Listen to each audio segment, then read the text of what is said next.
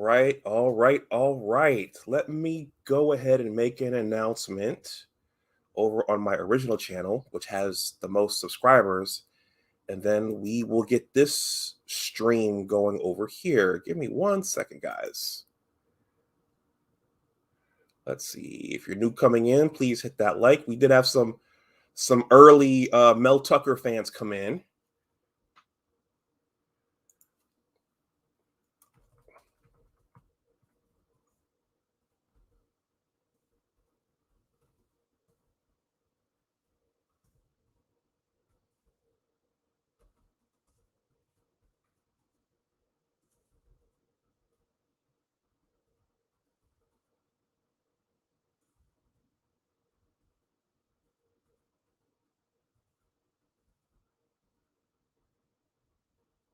When you're typing stuff, you could see the camera shaking. So I'm typing gently.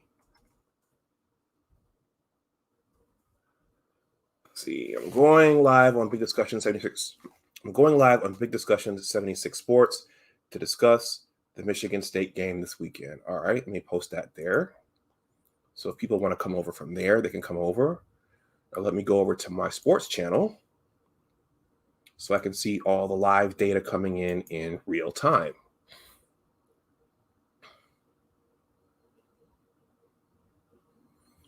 All right, there we go.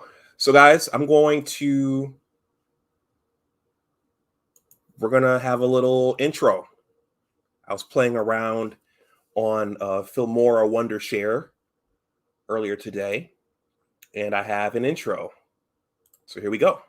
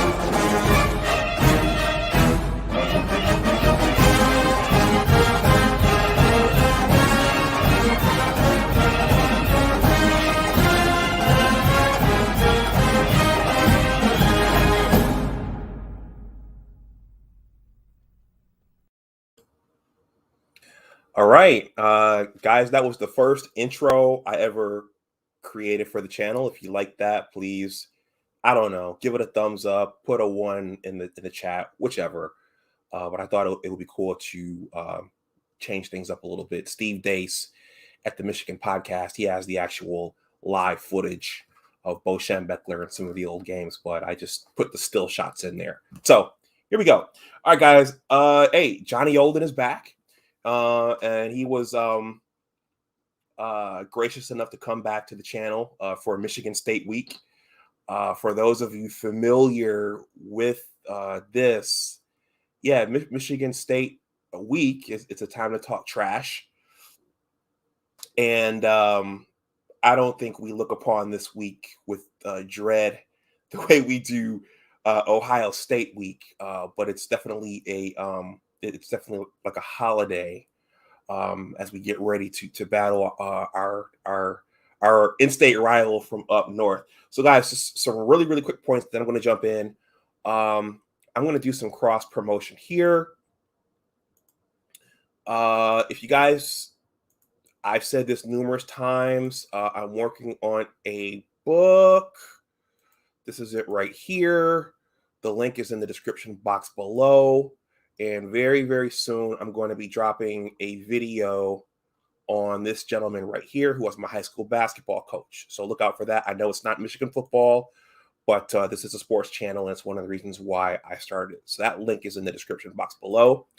Also, you guys know that I introduced myself as Dr. Anwar Youssef Dunbar. Well, I was a student at the university that's the University of Michigan Medical Campus right there in Ann Arbor. And I used to, when I was working on my experiments, I used to listen to the Ticket 1050 WTKA in the mornings and in the afternoons. And I actually also have a science channel. Just very, very quick cross promotion. If you guys ever want to hear me talk science instead of football and basketball, my science channel is here. I'm past 1,000 subscribers, but I need to get up to 4,000 watch hours. So if you want to hear me talk a little bit of science in addition to the football, that is there. I'm going to leave the link in the description box, and then I am now going to jump in because Johnny's backstage. I don't want to keep him waiting, and I know some of you guys have come to hear his expert analysis as well. So, guys, if you look at that intro that I created for this stream, it was basically a walk down memory lane. So when I think about the Michigan State rivalry, I became a student at the university in 1999. So that was on the heels of the controversial 1997 national championship season. And one of the signature plays of that season was the Charles Woodson one-handed interception going out of bounds. In 1999, my first year as a graduate student at the university, that was Tom Brady's senior season. That was Drew Henson's sophomore season. And head coach Lloyd Carr was torn between playing his senior and playing his phenom sophomore. And so the Wolverines, and that was my very, very first taste of the rivalry. And even just watching the game in my little apartment, I was like, wow, this is really, really important. And it turns out that the Wolverines went up to East Lansing, and coaching the Spartans that day, I thought I had this picture queued up.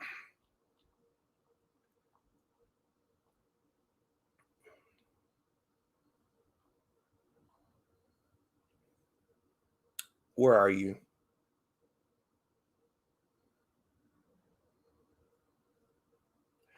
This is what happens when you don't have the pictures queued up. There he is. It turns out that coaching the Spartans that day was none other than Abdul Gaines' favorite coach, Nick Saban. And Nick Saban had a loaded squad that day with players like TJ Duckett and Plexiglass Burris, as Shannon Sharp called him. And Lloyd Carr went with the platoon system. So he started Tom Brady. He played Tom Brady for the first quarter. Then he played Drew Henson for the second quarter. And then he went with whoever was hot for the second half. And I was new to the rivalry. This is my first time seeing Plaxico Burris play. But all day, Bill Burke was just lofting that ball up to Plaxico Burris. And we all know that Tom Brady almost brought the team back to win, but they just ran out of time. But I think after that game, I think that's when Lloyd Carr decided to go with Tom Brady for the rest of the season. So that was 1999. 2001, the Wolverines beat the Spartans handily at Michigan Stadium.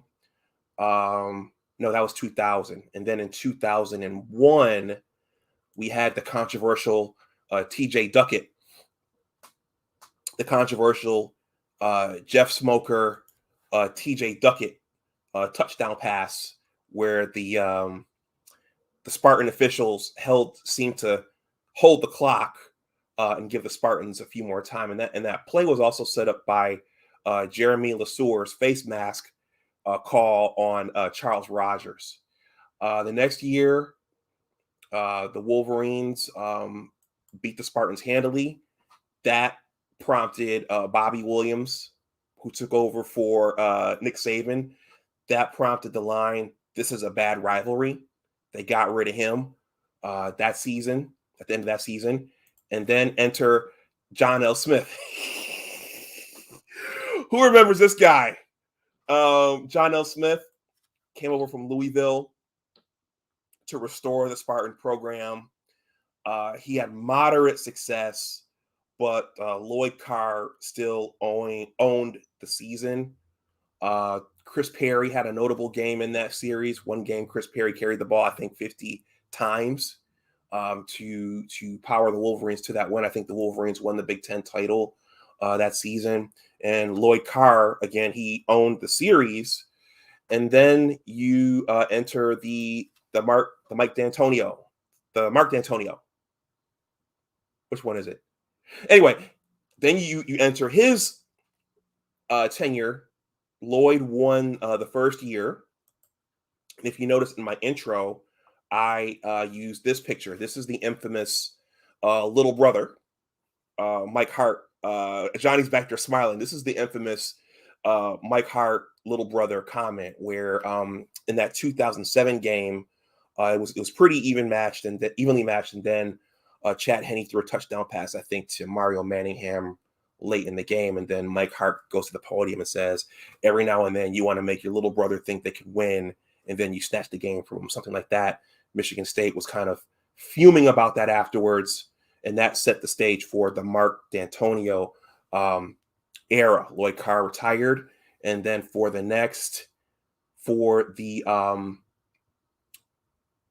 Rich Rod years, and then for the Brady Hoke years, Michigan State pretty much owned the series. You know, there were games, especially during the Brady Hoke years when Devin Gardner was running for his life, literally. There was one victory in there where Denard Robinson got a victory. That was the field goal game. That was in 2012. I was actually at that game. Wasn't very exciting. I think that's Le'Veon Bell carrying the ball. 2015, Jimbo comes in. Who all remembers that? That's when it became exciting again. Jimbo, we lost the first game on the Blake O'Neal muffed punt. Johnny shaking his head. Of course, we all know this kid right here. They caught this kid, and I think we were all feeling like this as that was unfolding. 2016, arguably Jimbo's best team. This is after the game. Wilton Speight quarterbacked that team. They beat the Spartans that day. Wilton Speight had a good game, throwing the ball down the field, though we did see signs in that game of how to beat Don Brown's defense. The 2017 game, Wilton Speight hurt his back. John O'Corn comes in. Rainy day. Michigan loses that game 14-10. So that means if the Wolverines had just scored 2 touchdowns, actually, it might have been 13-10. But the Wolverines just needed 2 or 3 scores to win that game. It was raining, it was gusting, and John O'Corn just couldn't get it done for us that day. 2018, the Revenge Tour season. Devin Bush stands against the Phalanx. Guys, I was actually at that game. Here's my program. I was actually there. Here's my ticket. They gave us a little pin, and I was actually stuck outside trying to get into the stadium when that whole thing was going on with Devin Bush and the Spartan team. So if you ever go to those games, try to get in there early because you might miss something. That was 2018, 2019. We beat them handily. And then there was the COVID season game last year, where the big house was empty. And Michigan State, that was Mel Tucker's first season. And with Rocky Lombardi at quarterback, Michigan State came in and edged the Wolverines by 3 points. I believe it was 27-24. I'm going to show that score a little bit later, but it was actually a very close game. And I misspoke in one of my earlier videos. So that's just a little walk through this whole thing. It's a big deal, especially in the state of Michigan. And there's a lot of trash talking going on now. And I am going to I'm going to bring Johnny up, and I'm going to ask him about some of his notable past games, and then we'll jump right in. So let me bring Johnny Olden up. What's going on, Johnny? How you doing? Good. I saw you shaking your head back there for a few of those, man. But so some of those games are just, they hit you so hard. Like, what was that? Last year hurt because we blew out Minnesota, so we were feeling ourselves. Michigan State struggled with Rutgers, all the turnovers. So that last year hurt. They got a new coach, so that hurt. Let's see. I really think about like Braylon Edwards when what was that? I'm not sure what year it was. Might maybe 2004 or 5. Yeah. Chad Henne throws. I think we were down 21. Yes. And he just starts throwing it up to Braylon Edwards, and he's just mossing their corners. That's probably my favorite memory from the Michigan State rivalry, honestly, because it was just like, we're not going to win this game, and then all of a sudden he's just throwing it up, and Braylon Edwards is looking like the best receiver in the country, and I think he probably won the award for that year. Yeah, I think that's the Bolitnikoff Award. Yes, sir. Okay. Guys, the super chat is live. If you want to super chat any comments to us, if you want to make a donation to the channel, my information is here. That's why my Cash App and my PayPal.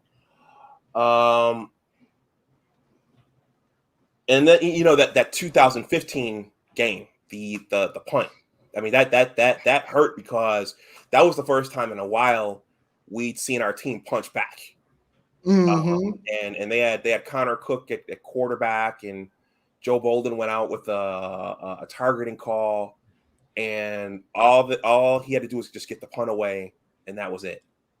And I remember that game exactly too. I was at home. I was staying with my parents. I was in my bedroom.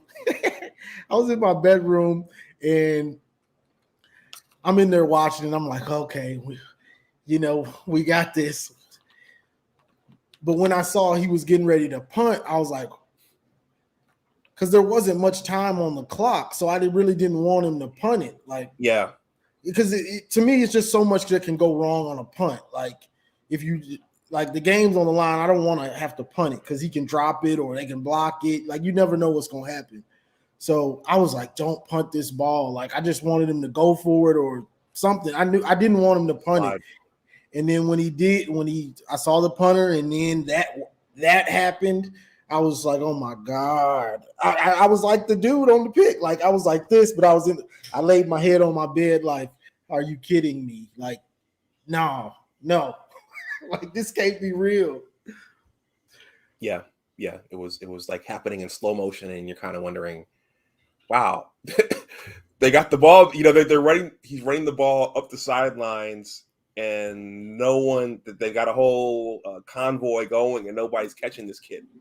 So. And that was what made it just that so bad is they whatever he did, he muffed it and tried to kick it, but they pick it up and he's got a convoy, and then we're like, okay, the time might run out while he's running if we get a tackle, and he matriculates in the end zone with 2 seconds left or something like that. It was just like,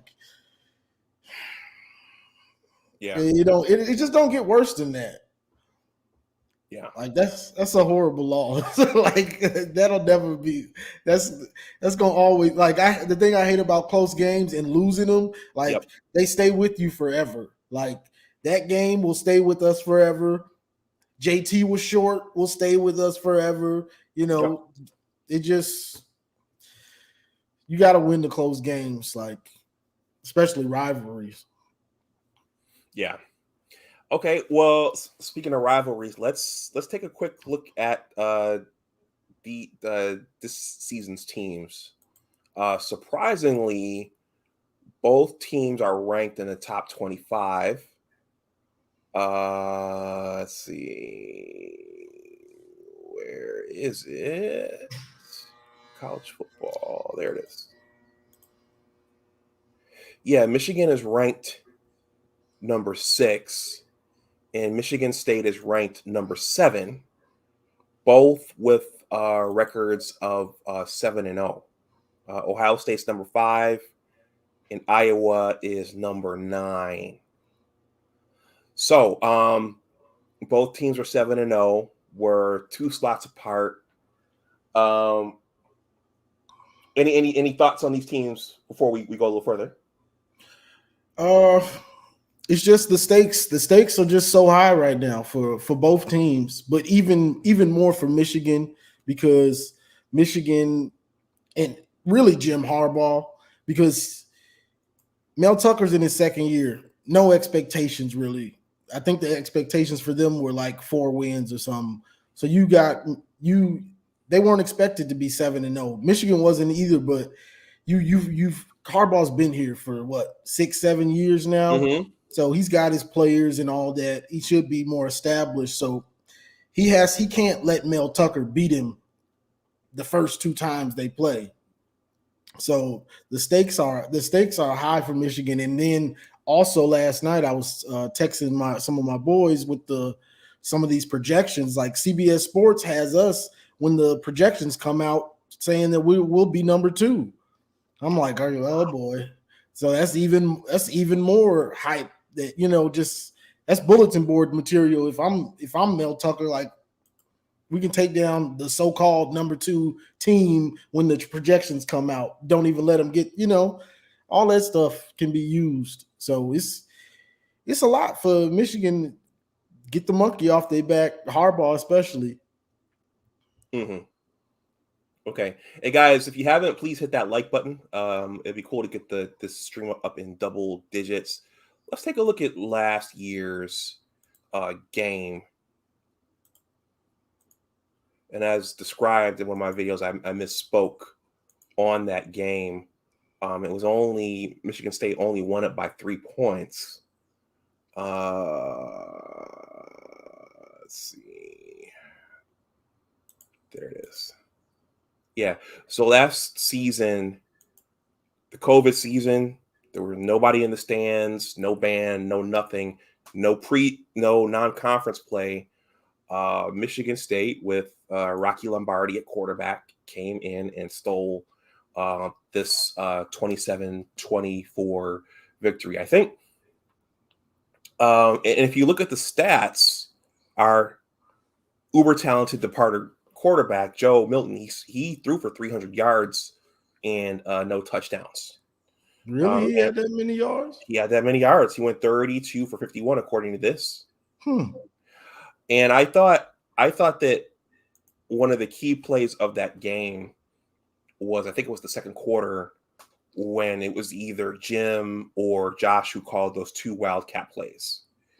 Joe had led the Wolverines down the field into the red zone, and they took him out, and they kept Hassan Haskins in there for 2 wildcat plays, which didn't convert. I thought that was significant. And then Rocky Lombardi had a monster game, as many of the quarterbacks did last season, picking on Vincent Gray and Jamon Green. So this was last season's game. Got any comments on that? It's just the weak, and this goes into this game also. The weaknesses of last year are corners, and they don't find the ball. So you can throw it up on them, and they're not going to find the ball. They're going to try to watch the receiver, and big-time receivers, that's not good receivers, that's not going to cut it. You have to find the ball and locate it so you can make a play on the ball and not wait to try to make a play on him. And also the fact that they had Rocky Lombardi, like he was saying hut 1 second, 2, and he was letting it fly. Like he wasn't, so the pass rush couldn't get there also. So that could be something to watch, because if I'm them, I'm going with the same game plan. Y'all haven't showed me that they can cover that well. I mean, we haven't went up against any receivers on the caliber of Naylor and Reed this year. So if I'm them, I'm feeling like I'm gonna try the same thing. Try it again. Okay. Yeah, I was in on the Michigan podcast. Steve Dace and Mark Rogers, they were basically saying that Michigan State's offense is pretty predictable. They run the same, I think, out routes, and they're not gonna. It's not gonna be a dynamic offense that our defense is gonna go against. So they should have some success. But you're of the opinion they should just loft it up and make the corners cover again. Yeah, if you can get single coverage and test them, test them, make them prove that they've gotten better. You know what I mean? So I'm not sure if they're gonna try that. If I'm them, I would. Even Michigan State's offense is just a big play offense. Like they get big plays. They're not that good at sustaining drives like we are, but they get big chunk plays. So that's going to be the back and forth. Can we limit them from getting those big chunk plays and slow them down, make them have to drive the field? Because that's kind of what our scheme is on defense now. Bend, don't break. Yeah, you can get a big play here and there, but can you get in the end zone? So like, even if let's say they do get some big plays, the goal is to just, okay, you got a 30, 40 yard pass, but you didn't score on that play. Now, can you get in the end zone and make them kick a field goal? And I mean, that goes for any game though, but especially a game like this with a team that really thrives on big plays. Mm-hmm. Okay. Well, we took a quick look at the stats. Guys, if you're just coming in, please hit that like button. Please get it into double digits. I thought it would be cool to take a look at some of the Big Ten stats. And okay, so let's start with, and you pointed out that some of these stats are deceptive. So if we start with scoring, Ohio State's leading the conference in points scored. Michigan, we're at number 2 with about 38 points per game. And for scoring defense, we're number 1 at 14.3 points allowed per game. But all the true tests are coming in the back end of the season. Mm-hmm. So as Johnny pointed out, keep an eye on that because these stats might be a little deceptive. Let's see. Total. So total offense. We're number 4 with 443 yards a game. Michigan State is third with 452. So we're about neck and neck there. In terms of defense and total yards allowed, we're allowing 298 yards per game. And Michigan State is, according to these stats, they're allowing 406.4 yards per game. Now, do you want to comment on that, Johnny, in terms of that being deceptive? Because you broke that down for me a little bit. Well, the thing I was saying about it could be deceptive is like I was talking about with the Miami game, how King had like almost 400 yards passing, but it was the way he got it. He had like 59 attempts. So, yeah, he put up a lot of yards, but you wasn't getting in the end zone also. So things like that it's a give and a take. So you can put up a lot of yards, but are you scoring points is the real main thing. Are you scoring points? Okay. So let's take a look at rushing. As you would expect, Michigan's leading the Big Ten in rushing with 253 yards per game. In terms of rushing defense, we're number 4, allowing 116 yards per game. Michigan State is number 6, allowing 121 yards per game. So we're pretty even there. But that's the rush defense. Yeah. But I would think our rushing offense will probably have the advantage there. Now, here we go. Here's the fun part. Passing yardage. Ohio State is number 1 with 352 yards per game. We are number 11 with an average of 190 yards per game. Let's see. Michigan is allowing 182 yards through the air, and Michigan State. Wow, they're number 14, so they're allowing 285 yards through the air. So, I suspect the bulk of this stream toward the end will involve Cade, but for now, what do you think about that? Us ranked number 11 in passing yardage. As far as our offense, our offense is a run-based offense. Yes. So it's not like they're asking Cade, all right, we're expecting you to throw for 250 and up every game. Like, if they can get out of the game with Cade throwing 7-8 passes, they'll be happy. Like, okay, well, you didn't have to do much work today. We still won. Like, the offense is run-based.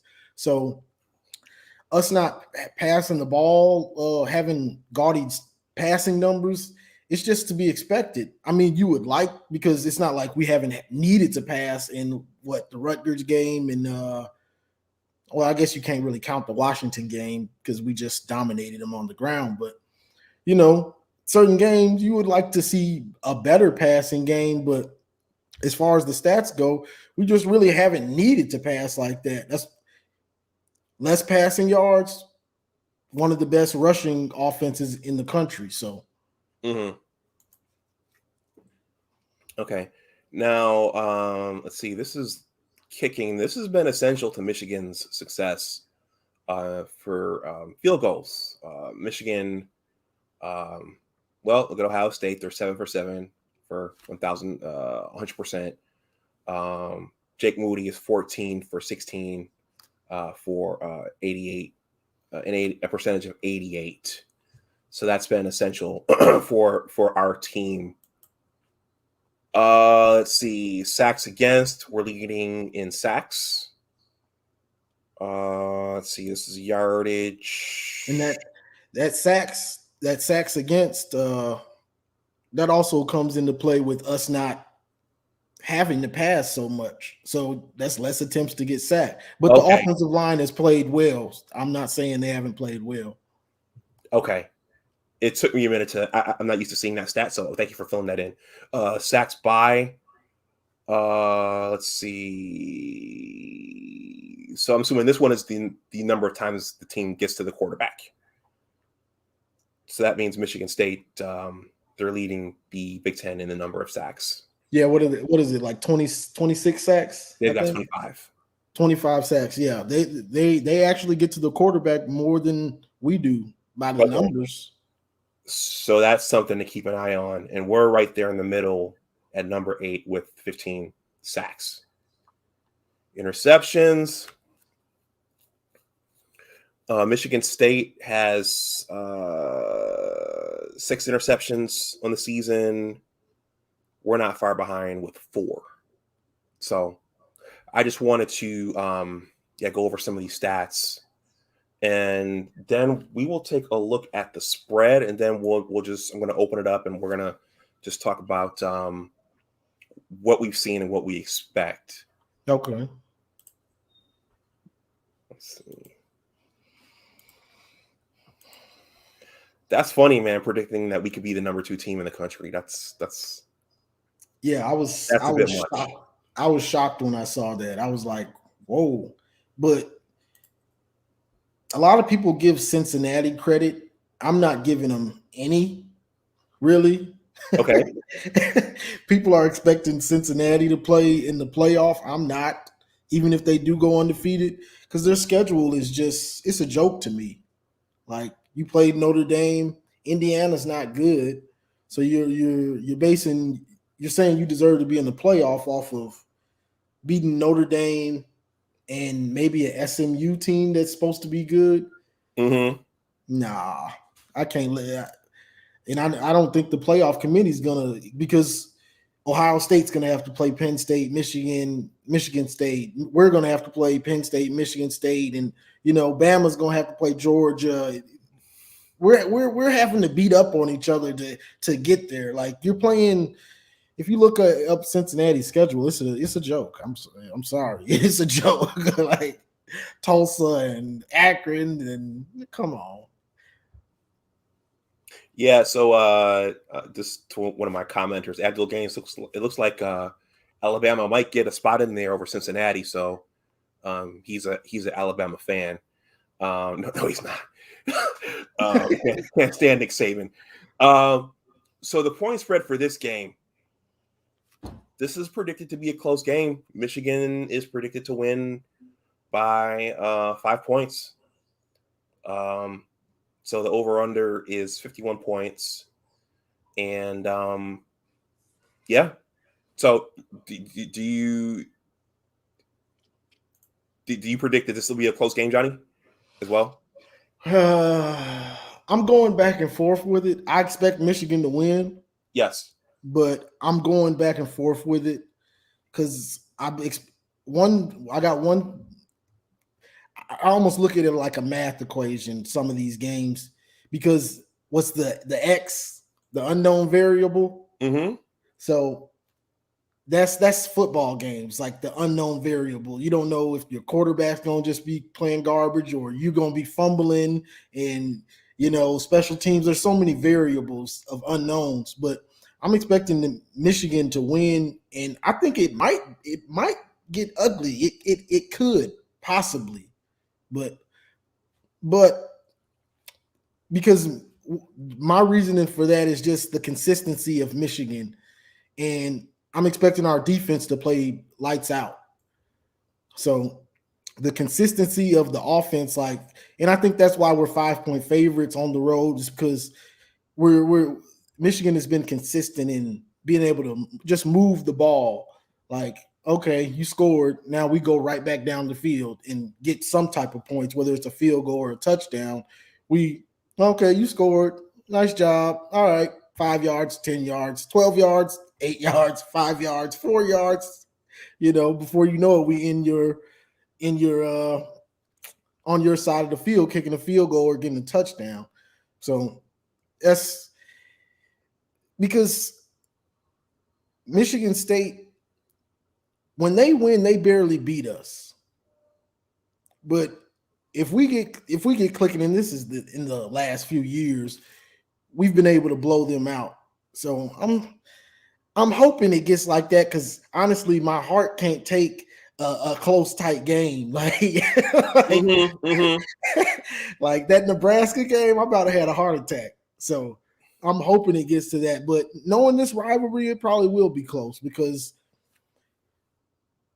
both Mel Tucker's takes it serious, and Jim Harbaugh, he better be taking it serious. So, they play well. Like I give Michigan State and Mel Tucker all the respect that they deserve. I just think this is a good Michigan team. Okay. Well, they it's an in-state game, and they say for football, your running game and your defense, those travel. Mm-hmm. So pretty much in any stadium, you should be able to.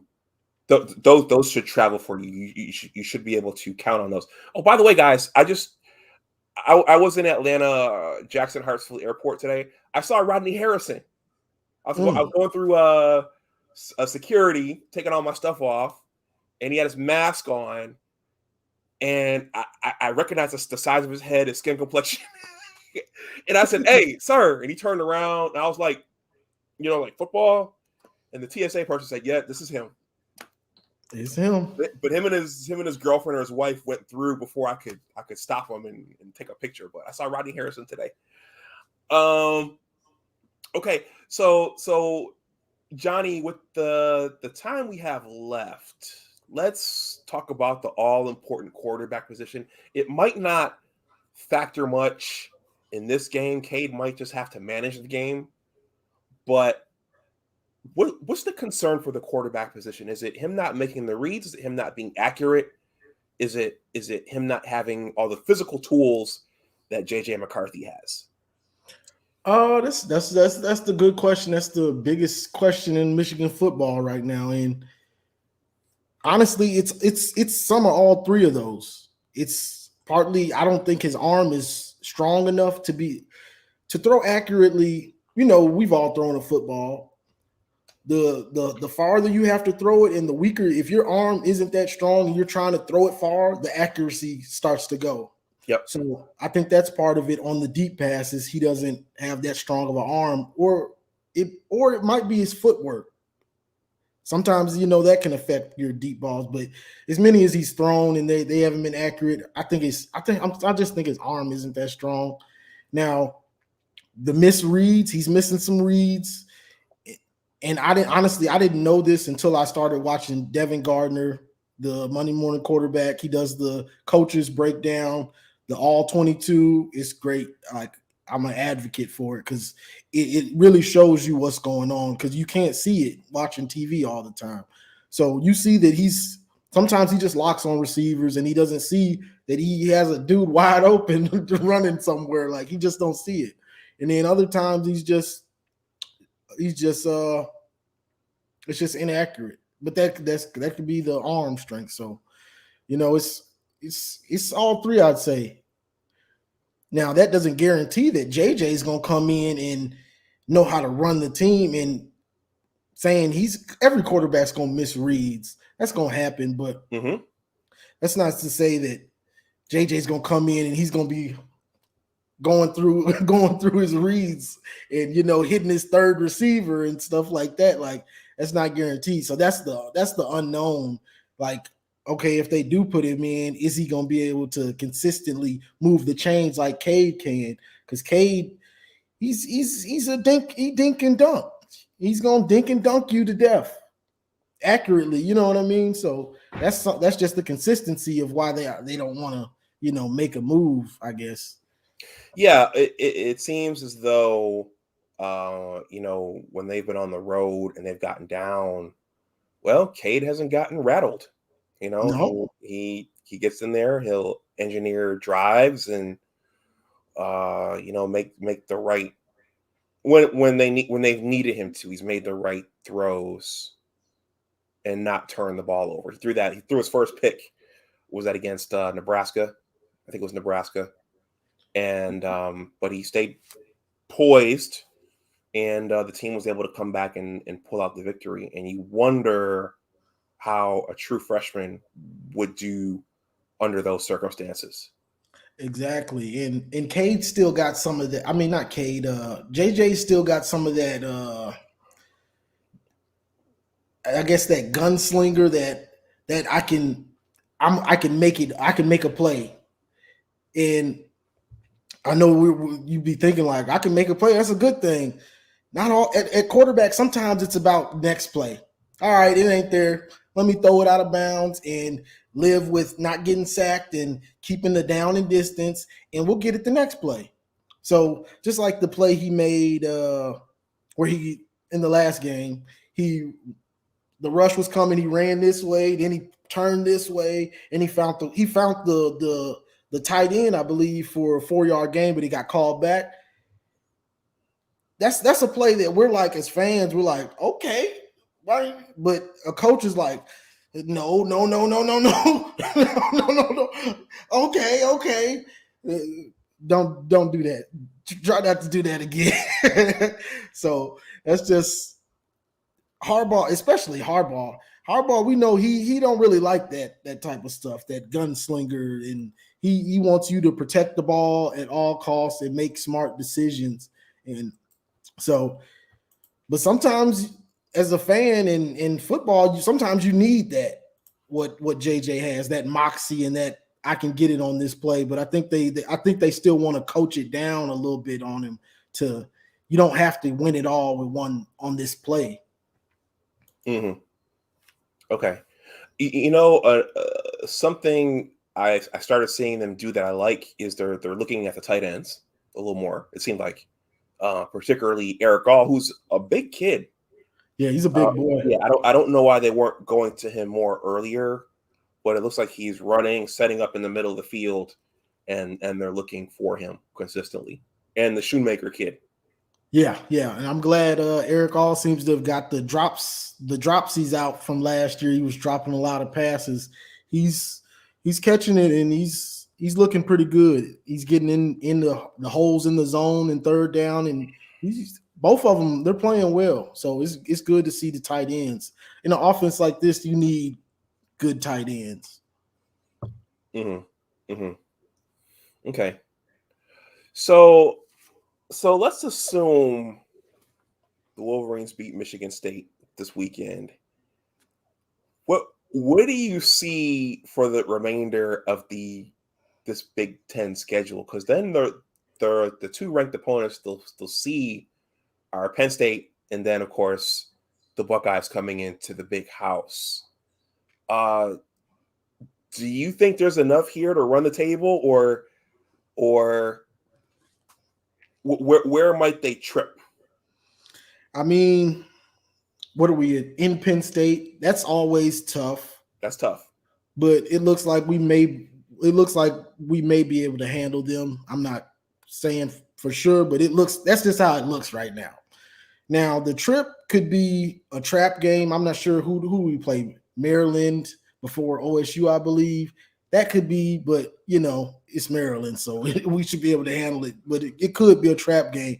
Now, the game that I've been thinking about a lot today for some reason, because I guess I've been listening to the OSU Penn State breakdown, so it's in my head, is the Ohio State game, and just trying to think of a way that, because everybody's like, oh, we're going to lose that game. We're going to lose that game.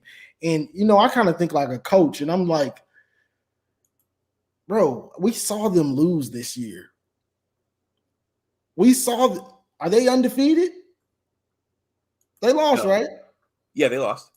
So you've got one blueprint on how Oregon beat them, and you've got another blueprint on how Minnesota hung in with them. So I've been thinking about, like, if we do run the table like you're talking about, like, okay, how can we slow them down?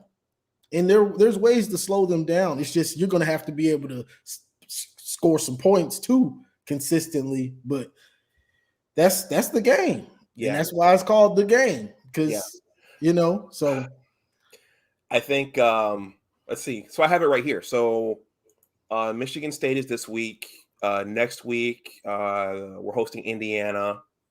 The next week the Wolverines go out to Happy Valley. And if Clifford is Clifford out still? No, he's back. He's back. Okay. I was gonna say if Clifford is out, then that should be a W. But he's back. Hopefully he's not. Hopefully he is out. But he's supposed to be back. They say he's getting better. That's what James Franklin said, but we'll find out Saturday night when he plays the Buckeyes. The thing about our schedule, and I noticed this, is like we've got 3 big games left: Michigan State, Penn State, Ohio State. But these games in between are like trap games to me almost. Okay. Well, they are trap games. So you got a big game, a lesser opponent, but right behind that you got another big game. You get through that big game, now you got a lesser opponent, but you got another big. So we got big games and 2 trap games in between. So it's going to be Aiden and the coaches and everybody, if we do get through Michigan State, is going to have to keep their head down and really stay focused, because we beat Michigan State. That's going to be a win over a top 10 team. So we're going to be up there. We might be 4 or 3. Like, we're going to take a little shot up, because that's just how it goes when you beat another top 10 team. So if we get through them, it's going to be crucial. Like, they're going to have to keep the boys' heads like, okay, the goal is whoever we're playing this week, that's the goal because we cannot mess this up right now. Yeah, especially with a young team. Hey, Abdul Gaines, you're out there watching. What do you think about Michigan being ranked in the top 4? Abdul Gaines says James Franklin is coaching like he's readying himself for his next job. Steven Cherry says, get the Buckeyes out your mouth, Johnny. You know y'all don't want that smoke. Is this someone from your channel? I don't know. Sounds like he knows you. I do want that smoke. Like, I was thinking about making a video about how to slow them down earlier, but it's just too early to do that. But I'm thinking about it like the same way. And I look at it as like the Bucks in the Super Bowl against Kansas City. Nobody thought they were going to do Kansas City's offense like that. For every offense, there's a defense that can slow it down. If you got good players and you got the mindset to figure it out, there's a scheme to slow them down. If I was playing OSU right now, I'm putting 2 safeties deep. So you can get your yards underneath, you can get your rushing yards, but when it gets in the 20, I'm bringing down a safety now because you're not going to burn me because you in the red zone, so you're not going to burn me deep, and I'm going to try to hold you to field goals. Mm-hmm.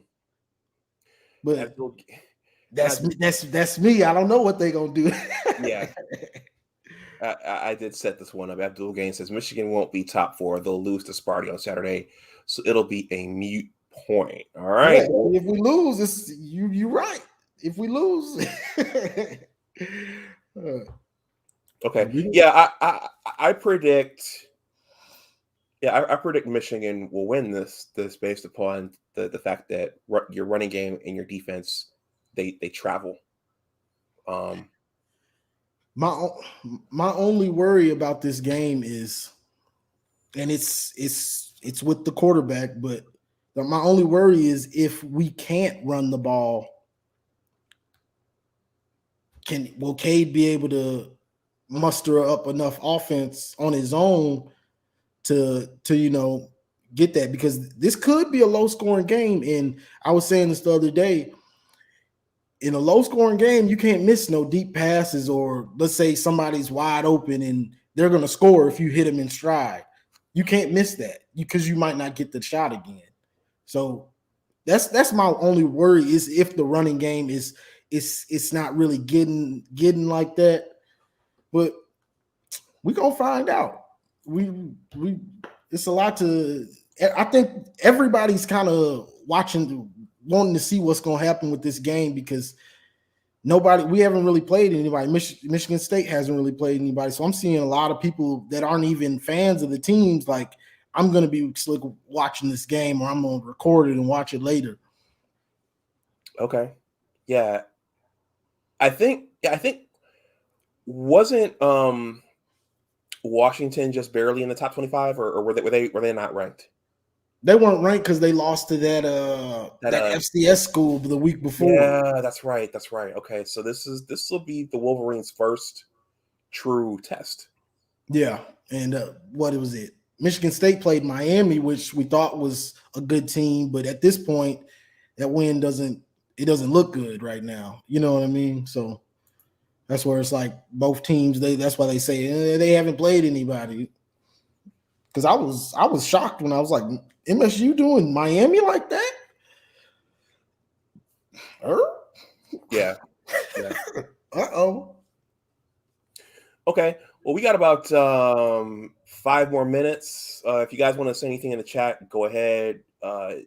Johnny, do you have any final thoughts on this? I mean, I don't think anyone thought that the Wolverines, after last season, would be undefeated at 7-0 with 4 more games left on the schedule.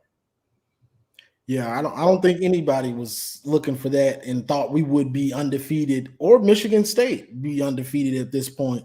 So it's just, and I've been trying to enjoy the ride of winning, being undefeated and not stress over it so much. But it's real now. Like, Now it's no, oh, this team is bad or no. This is rivalry. This is big game. This is put it all out on the field. And one real quick thing. This is a game where, like Aiden said, he came back because his legacy at Michigan wasn't what he. This now it's time to show up and show out. This is what you came back for. You didn't come back for games against those FCF schools and all that stuff. This is a game you came back for. This game, Penn State, OSU, this is when we need Aiden, that first round pick the most. Dax Hill, that probably first round pick. Josh Ross, all those leaders that have been leading all year. This is your game. Cade, they say you the leader of man. This is you. Mm-hmm. Hassan, Cornelius, this is y'all moment. Blake, this is y'all moment right here. Like this is it. Okay. Stephen Cherry says, versus common opponents, Sparty has looked better. Wolverines barely beat Rutgers, and Sparty smoked Rutgers. Okay. Charlie Altieri, what's your prediction? I think I'm gonna assume that's prediction. Prediction. Okay. Well, there was a movie, a Tom Hanks movie called The Road to Perdition. Yeah. I was thinking, in what context is he using this word? All right. Well, I'll go first. Charlie, I don't like to make predictions. I like to show what Vegas is predicting, and right now they're picking Michigan to win by 5. So, thank you for deciphering that, Johnny. Jay Marion says, this is a make or break game for Cade. Lose and JJ's in. If Cade hits his wide receivers in stride, it's going to be a rout. That's interesting because it's almost, I'm not saying Cade is Tom Brady by any means, but it's almost the Lloyd Carr dilemma again, where you've got this talented younger player and you kind of want to get him time, but you've got the veteran in there as well. I almost wish that they started JJ and then he showed he wasn't ready in one of those games and then put Cade in, because it'd be then we would know, like, all right, we saw him already. And because the games early, we probably could have won no matter which one of them was starting. Most likely, I'm not saying for sure, but then we would, okay, you put Cade in. Now you know what Cade's got. You know what he does. But now it's like we're like JJ. We see JJ come in blowout time. He throws a 50, 60-yard bomb. Perfect. You like, that's on the bench? You got this dude on the bench? Like, so that's the problem. So people see him come in and he throws he's hit like 3, he comes in, he's hit like three 50-yard bombs or something. And they're all like perfect in stride. So it's like, and he's mobile, so. But it is what it is. I'm trying not to stress over this stuff. like I'm trying not to stress over this stuff, but it's like this game, this season is put. I didn't expect us to be this good at this point. So now the stakes get raised, Mm-hmm. So I think Charlie's probably new to both our platforms if he's asking this question. So Charlie, make sure you subscribe to the channel. Make sure you subscribe to Johnny's channel as well. Are y'all from Michigan? I'm originally from Buffalo, but I went to grad school at Michigan. I was born in Saginaw, Michigan, and grew up in Frankenmuth, Michigan. Okay. So Johnny's seen some of these guys firsthand. Yes, sir. Yes, sir. Because a lot of Michigan players came out of Saginaw. And I remember being in the gym with Lamar Woodley. Yes, and that dude was, he was like the Incredible Hulk. He was that dude, that 2006 year when another heartbreaking loss to OSU with Mike Harden-Tenney. But quick thing, my dad took me to the Pontiac Silverdome to actually see the it was the state championship, and Charles Rogers actually caught a touchdown pass. Chuck was playing in that game, so that's a pretty cool story. Charles Rogers. Yep. Charles Rogers. So Johnny, one last question, then we'll wind things down. What we saw from Cade last season, his coming out party was obviously the Rutgers game. Joe kind of had a meltdown in the first half, and they made the switch. It looked, Cade came in, he was tossing the ball up, throwing guys open, it seemed. Do you think that was just teams weren't used to him? Teams hadn't seen any film on him, or what do you think that was? Because it looked like last year, he was, until he hurt his shoulder, he had a lot of touch, and he was throwing guys open. Honestly, I think it's, I hate to say this because he's the coach and he's going to be here. Honestly, I think it's Harbaugh. Like, a lot of the times he coaches the quarterback so hard on not making mistakes that they get a little gun shy, I think. And I've seen it with pretty much every quarterback that he has played under him. Whether it was O'Corn, his first couple, O'Corn, the Wilden Spade, who's Shea. Because if I look at Shea's, when Shea said he was coming, I went and looked at his Ole Miss film, gunslinger. And Harbaugh doesn't like that. He coaches them out of that, a lot of that gunslinger type stuff. Mm-hmm. So I think it's partly Harbaugh. And with Cade this year, I think that shot he took, I think it was Rutgers. Rutgers hit him. It was a late hit, or it was roughing the passer, and he got rocked. And I think that affected him a little bit too, as far as like stepping up in the pocket. Like, he looks a little gun shy. Like, I don't want to get hit like that again. But that's just speculation. We don't know for sure. He didn't ever come out and say that. Okay, so you think Harbaugh overcoaches his quarterbacks? He doesn't let them just play. He micromanages them. Yeah, I think he micromanages them, and it takes some of the. I think it takes some of the natural feel for the player. Every player plays a little different, and but some of these dudes they got that Brett Favre in them. Like, I can make that throw, and don't try to make that throw. Yeah, you probably can make it, but don't try to make that throw. Don't try that. Don't try that. So I think that's what it is. Because if you look at his quarterbacks, they all kind of, it's like they digress the second year under him when they're at Michigan. It's like they don't take that next step up. It's like they kind of get worse a little bit. So let's hope that's not it. But that's what it seems like. Okay. All right. Well, this week we're gonna see what he can do against a ranked opponent. I saw a comment here. I forgot that Charles Rogers died. Chuck died. Rest in peace, my dog Charles Rogers, Saginaw High Trojans, 988 Go Blue, Michigan. That was a sad. He was uber talented. As a matter of fact, as I said in the intro, that Jeremy Lesore face mask call is what helped turn that 2001 game that ended in the Jeff Smoker TJ Duckett touchdown pass. And he was uber talented, and he couldn't stay healthy for the Lions, and he was smoking. And then he just kind of washed out, I think, at some point, but very talented player. Yeah, Chuck was amazing, especially at Michigan State. Just full of talent. And Saginaw's got a lot of dudes like that. It's just Saginaw's a rough place. Okay. All right. Well, Johnny, do you have any final comments on going into the game? Ooh, I'm just ready for it, y'all. This is one of those get your popcorn ready games, and I'm just ready to see it